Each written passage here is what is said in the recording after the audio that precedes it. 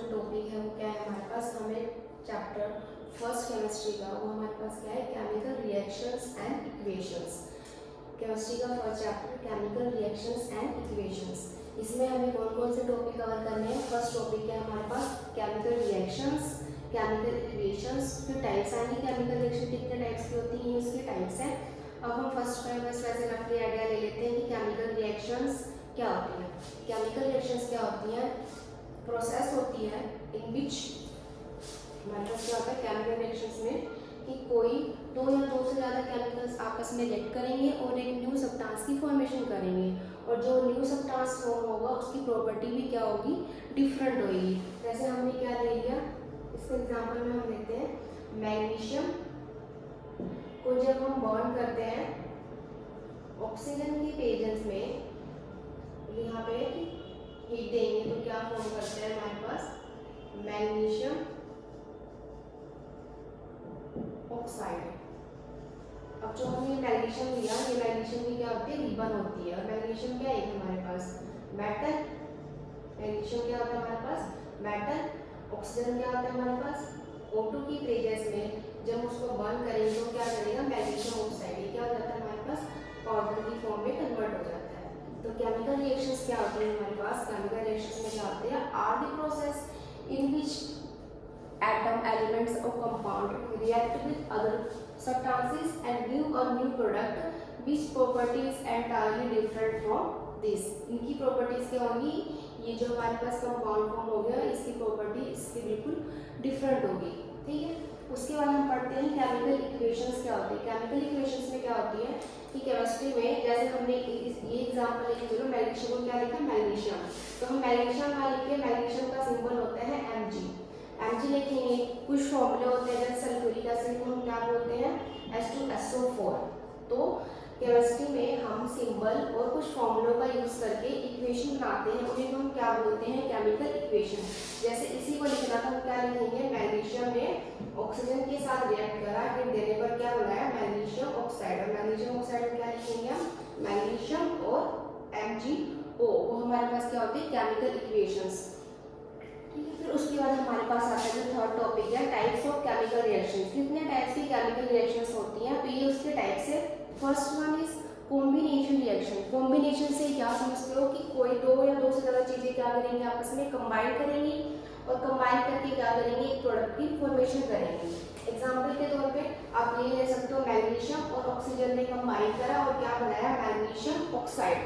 Combine किया, दो चीज़ों ने आपस में क्या किया कंबाइन करके क्या बनाया मैग्नीशियम ऑक्साइड। ये हमारे पास क्या होती है कॉम्बिनेशन रिएक्शन।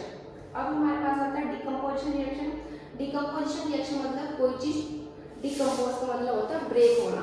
तो कोई भी हमारे पास क्या आएगा, कोई ए है एग्जांपल के तौर पे, वो ब्रेक होकर किस में बन जाएगा टू और मोर पार्ट्स में डिवाइड हो जाएगा, मतलब just opposite of combination reaction. Combination में क्या होता है कि A plus B combines to give C, but in decomposition A break into B plus C, बिल्कुल अपोजिट। देन उसके बाद क्या हमारे पास डिस्प्लेसमेंट रिएक्शन। डिस्प्लेसमेंट में हमारे पास क्या होगा कि कोई एक ही पोजीशन को चेंज करेगा, दैट इज एग्जांपल क्या लिया हमने A plus B and C gives AC plus B। यहाँ पे किसने किसको डिस्प्लेस किया कि हमारे पास A ने क्या किया, A B की पोजीशन पे आ गया। देखो पहले C के साथ क्या था B, बट अब C के साथ क्या आ गया A, तो A ने क्या करा डिस्प्लेस करा P को। A डिस्प्लेस B, A ने B की पोजीशन ले ली तो उसको हम क्या बोल देते हैं displacement reactions. Fourth one is double displacement reaction. इसमें डबल डिस्प्लेसमेंट होगी AB plus CD gives AC plus BD। इसमें क्या होगा B, यहाँ पे B की जगह पे C और C की जगह पे D, दोनों ने क्या करा एक दूसरे को डिस्प्लेस करा, ठीक है। उसके बाद हमारे पास है प्रेसिपिटेशन। प्रेसिपिटेशन में क्या होता है, पहले हम दो बीकर बनाते हैं।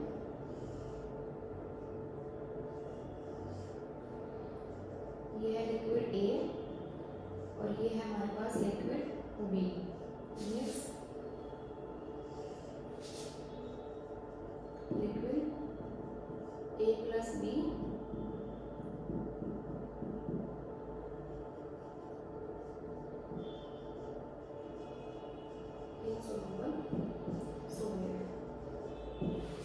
इसमें क्या होता है प्रेसिपिटेशन में कि आपने दो क्या लिया लिक्विड लिया, जब उनको क्या करोगे आप मिक्स करोगे तो क्या बनाएंगे लिक्विड, दोनों लिक्विड ए प्लस बी दोनों का कॉम्बिनेशन, साथ में क्या होगा उसमें कुछ पार्ट में इनसोल्यूबल सॉलिड होगा। इनसोल्यूबल मतलब जो इस सॉल्यूशन पे घुला हुआ रहेगा अलग से विजिबल होगा, उसमें क्या होगा एक इनसोल्यूबल सॉलिड होगा। इस इनसोल्यूबल सॉलिड्स को हम क्या बोलते हैं precipitate. This insoluble solid is called precipitates and this process is called precipitation. अब इसको हम फर्दर अच्छे से डिस्कस करेंगे, ये सिर्फ एक ओवरव्यू है। प्रेसिपिटेशन रिएक्शन में क्या होता है, हम क्या करते हैं लिक्विड ए होता है एक लिक्विड बी होता है, जब हमको आपस में मिक्स करेंगे तो क्या मिलेगा साथ में liquid A plus B plus insoluble solids. This insoluble solids is called precipitates and this whole process is called precipitation. Okay. Then इसके बाद क्या है हमारे पास ऑक्सीडेशन। ऑक्सीडेशन से क्या समझते हो, उसमें ऑक्सीजन होगा, ऑक्सी मतलब ऑक्सीडेशन, ऑक्सी मतलब ऑक्सीजन, डेशन मतलब एडिशन। इसमें हमारे पास क्या होती है ऑक्सीजन की एडिशन। ठीक है, तो जिस प्रोसेस में ऑक्सीजन की एडिशन होती है, addition of O2 is called oxidation. And इसकी दूसरा भी क्या होता है removal of hydrogen, removal of hydrogen.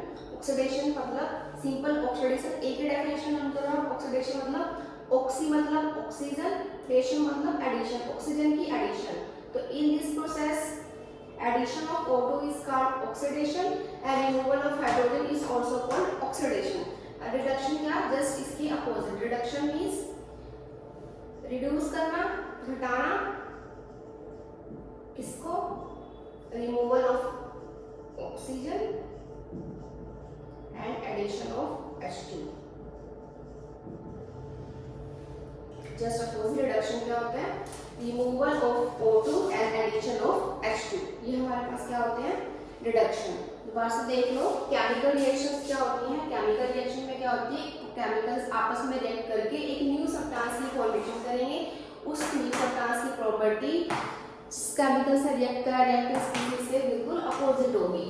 ठीक है, उसके बाद हमारे पास आता है केमिकल इक्वेशन। केमिकल इक्वेशन क्या कि हम ऐसे लिखेंगे when magnesium P1 is react with O2 it gives magnesium oxide. ये तो बहुत ज्यादा लेंथी हो जाएगा, तो केमिस्ट्री में क्या करते हैं हर एक मेटल का अपना एक सिंबल होता है और कुछ इनके क्या होते हैं फॉर्मूले होते हैं। जैसे मैग्नीशियम का सिंबल होता है Mg, ठीक है, सल्फ्यूरिक एसिड का होता है H2SO4। तो कहीं पे भी सल्फ्यूरिक एसिड लिखाएगा तो आपने वहां पे क्या लिखना है H2SO4।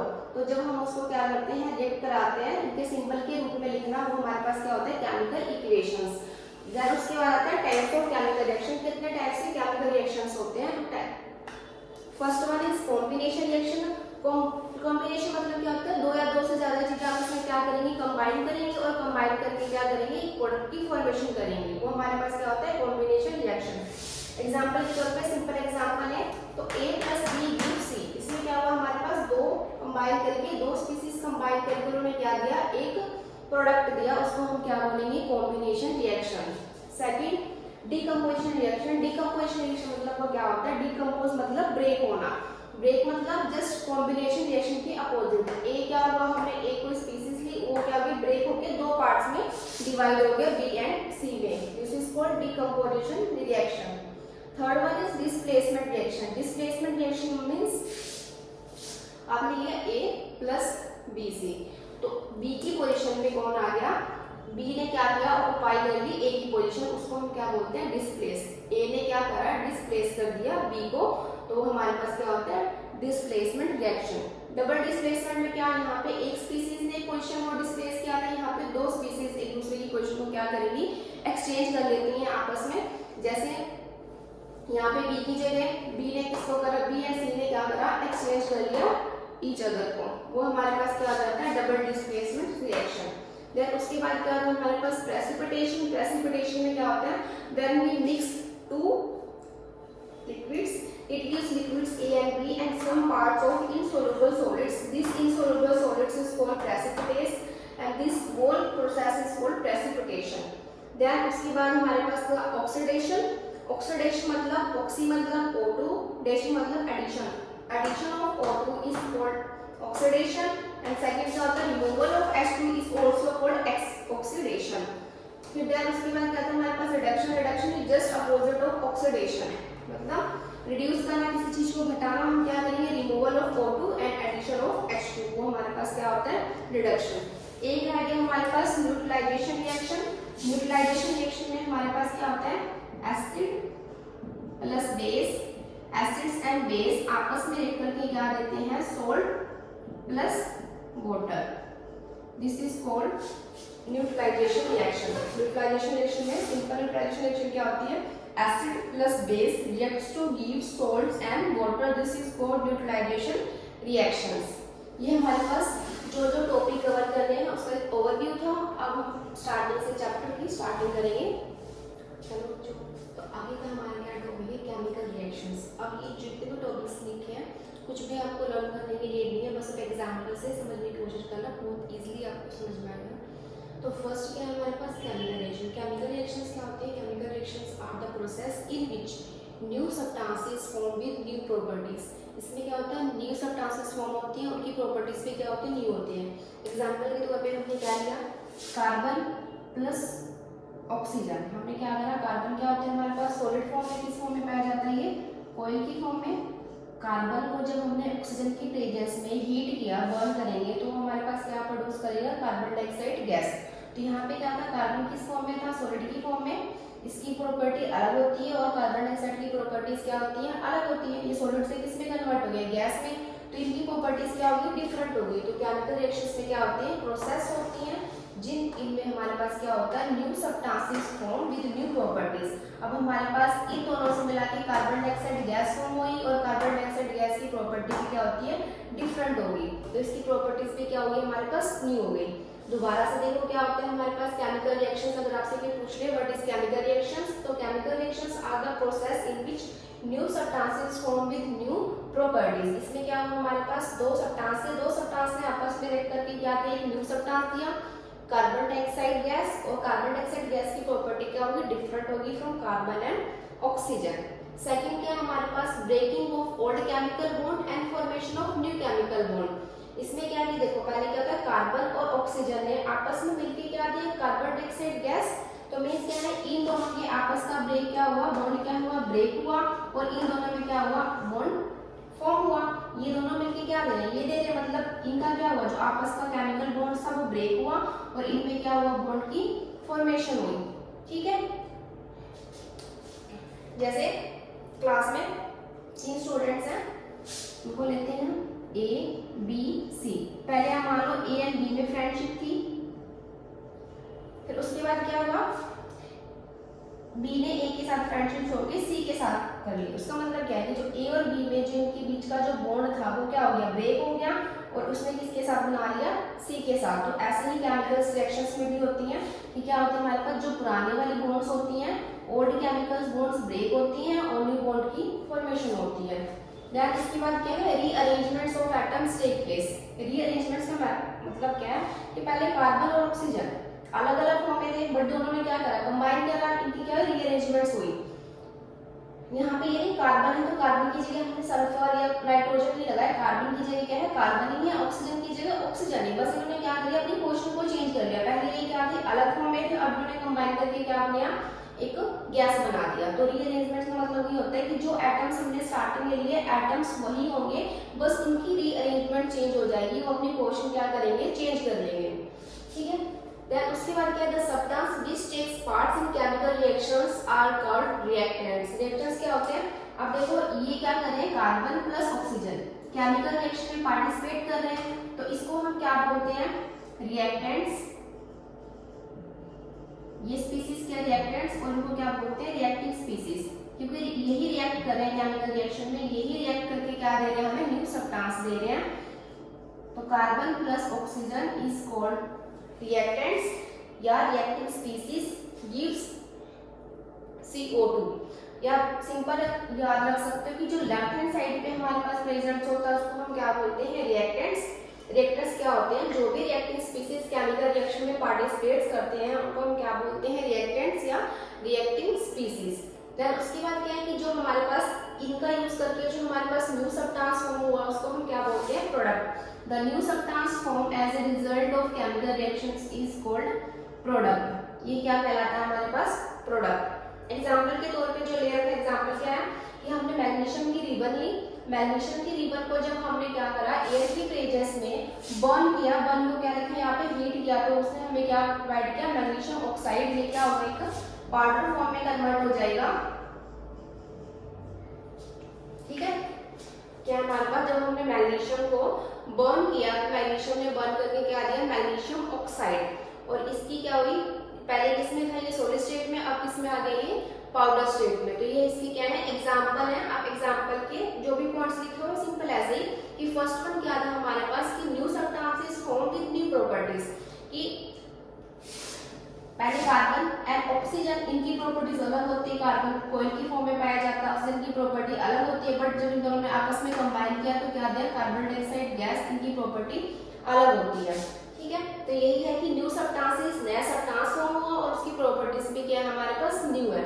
सेकंड क्या है, breaking of old chemical bonds and formation of new chemical bond. अब न्यू सब्सटेंस फॉर्म हो रहा है तो कोई भी चीज का फॉर्म होती है, जब उनमें क्या होता है, बॉन्ड फॉर्म होगा, तो ये वाला तो ब्रेक हुआ, तो इसमें क्या हुआ, breaking of old chemical bonds and formation of new chemical bonds. इनका यूज करके क्या हुआ, एक न्यू सब्सटेंस फॉर्म हुआ। तो न्यू सब्सटेंस फॉर्म होगा तो मतलब क्या, उनके बीच में एक बॉन्ड क्रिएट हुआ है, इसलिए क्या होता है यहाँ पे new chemical bond form.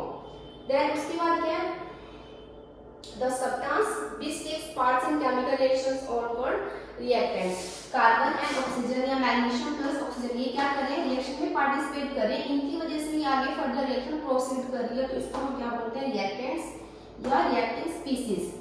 Then उसके बाद क्या है, द न्यू सब्सटेंस, जो हमारे पास न्यू सब्सटेंस फॉर्म हुआ, कार्बन डाइऑक्साइड या मैग्नीशियम ऑक्साइड्स, वो हमारे पास क्या है, न्यू सब्सटेंस। न्यू सब्सटेंस को हम क्या बोलते हैं, प्रोडक्ट। देन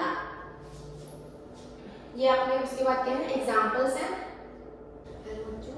तो लास्ट जो हमने टॉपिक करा था, क्या करा था हमने, मैग्नीशियम को एयर की प्रेजेंस में बर्न किया था, तो क्या फॉर्म हुआ था हमारे पास, मैग्नीशियम ऑक्साइड्स। अब इसी से रिलेटेड क्वेश्चन आता है कि हम मैग्नीशियम रिबन को बर्न करने से पहले क्लीन करने की नीड पड़ती है, वो क्यों होती है, why magnesium ribbon is clean before burning it.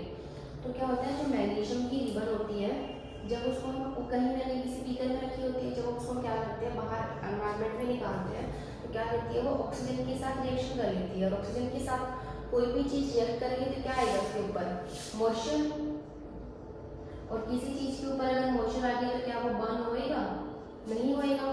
क्या होता है कि मैग्नीशियम को जैसे ही हम किसी भी चीज बीकर में रखा होगा, वहाँ पे तो एयर प्रेजेंट नहीं होती, लेकिन जैसे ही हमने उसको बाहर निकाला अपने एक्सपेरिमेंट के लिए, तो क्या होगा, वो जो एनवायरनमेंट में तो ऑक्सीजन प्रेजेंट है, उसके साथ वो क्या करेगी, मैग्नीशियम रिएक्टिव होती है, वो क्या करेगी, जल्दी रिएक्ट करके मॉइस्चर अपने ऊपर मॉइस्चर की लेयर ले लेगी। वो क्या हो जाएगी, मॉइस्चर, अगर किसी के ऊपर भी फिर मॉइस्चर आ गया, तो मॉइस्चर आ गया तो क्या वो बर्न होएगा, नहीं बर्न होगा। तो दैट्स व्हाई क्या करते हैं हम, मैग्नीशियम रिबन को बर्न करने से पहले इसको हम क्लीन करते हैं। किससे करते हैं, सैंड पेपर से। ठीक है, एक रफली क्या होता है, एक रफ कलर का पेपर होता है जिसमें हमारे पास क्या होता है, सैंड के पार्टिकल्स होते हैं। ठीक है, तो उस सैंड के पार्टिकल से हम क्या करेंगे, मैग्नीशियम रिबन को अच्छे से रब कर देंगे। रब करने से क्या होगा, जो वहाँ पे ऑक्सीजन की जो लेयर है वो हट जाएगी, और जब ऑक्सीजन की लेयर हट गई तो फिर क्या होगा, इजीली बर्न हो जाएगा, तब जाके वो रिएक्शन टेक प्लेस करेगी। ओके, क्वेश्चन में क्या आता है कि हम मैग्नीशियम रिबन को क्लीन क्यों करते हैं बिफोर बर्निंग इट, क्यों, क्योंकि मैग्नीशियम क्या होता है कि रिएक्टिव मेटल है, तो वो क्या करेगा, जो एनवायरनमेंट में ऑक्सीजन प्रेजेंट है उसके साथ रिएक्शन कर लेगा। रिएक्शन करके क्या होगा, मॉइस्चर की उसके ऊपर एक लेयर आ जाएगी, और जब किसी के ऊपर कोई भी चीज मॉइस्चर वाला हो जाता है, उसके ऊपर नमी आ जाती है, तो वो बर्न नहीं करता।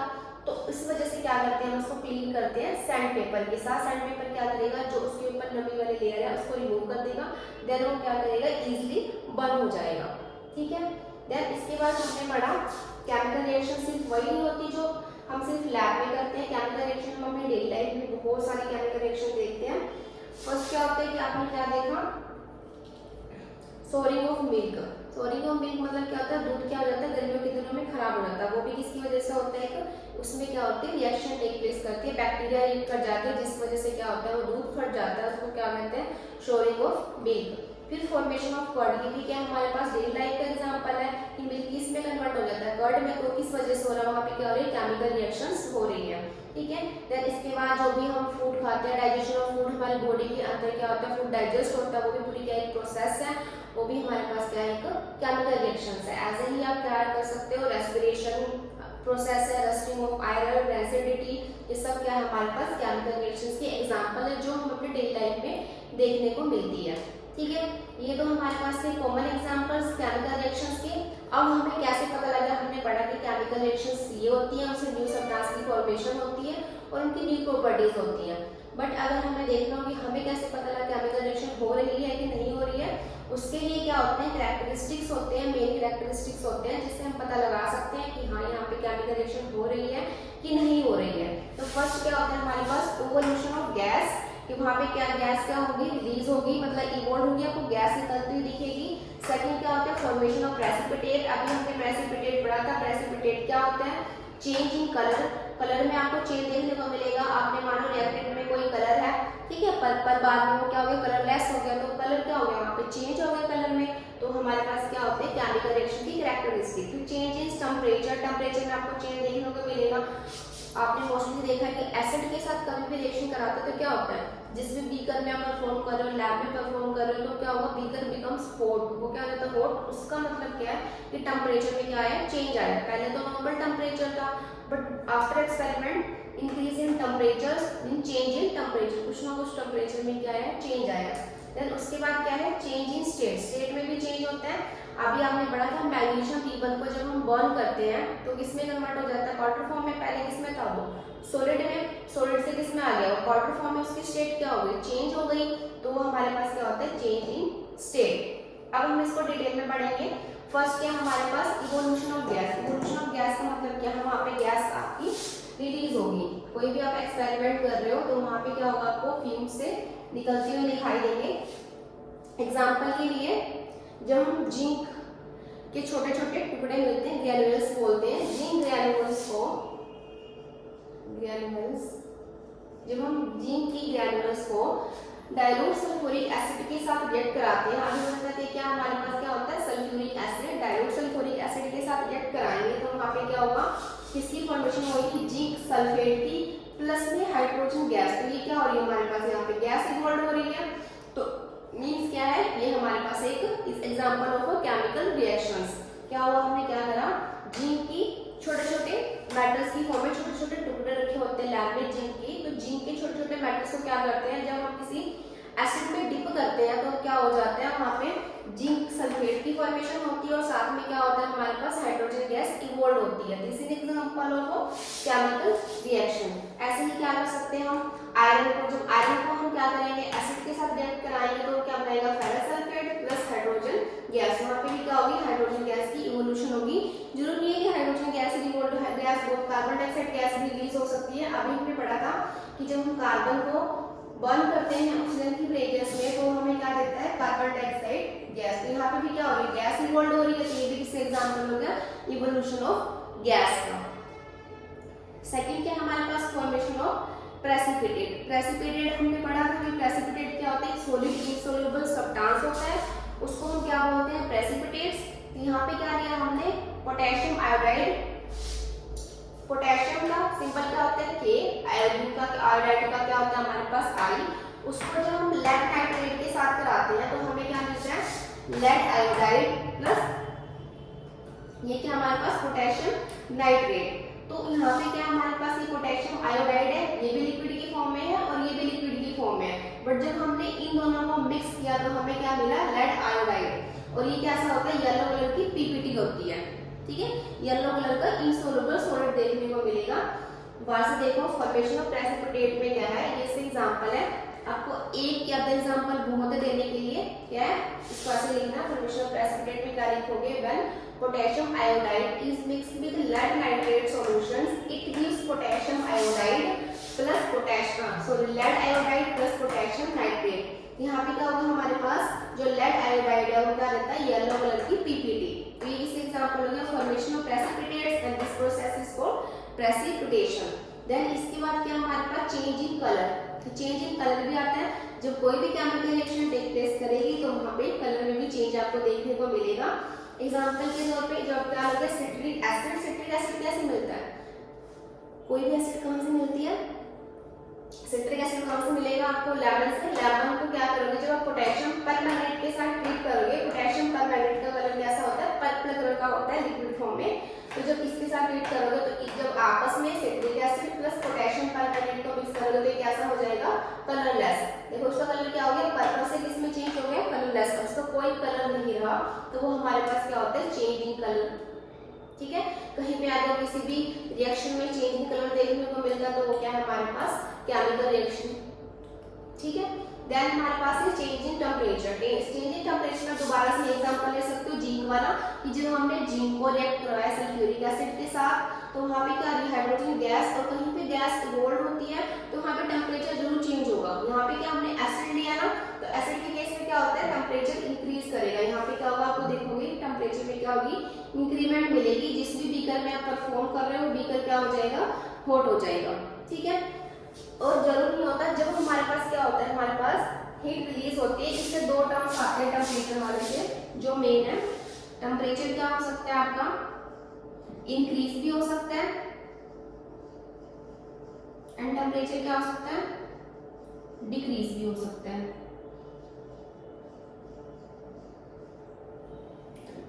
इन टेम्परेचर इंक्रीज वाले केस में क्या होता है हमारे पास इंक्रीज कैसे होगा, वहां से क्या होगी हीट रिलीज होगी।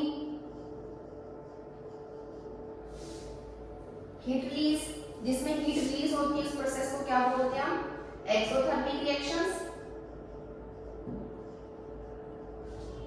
और इसमें क्या होगी हमारे पास जिसमें टेम्परेचर डिक्रीज होगा हमें हीट देनी पड़ेगी।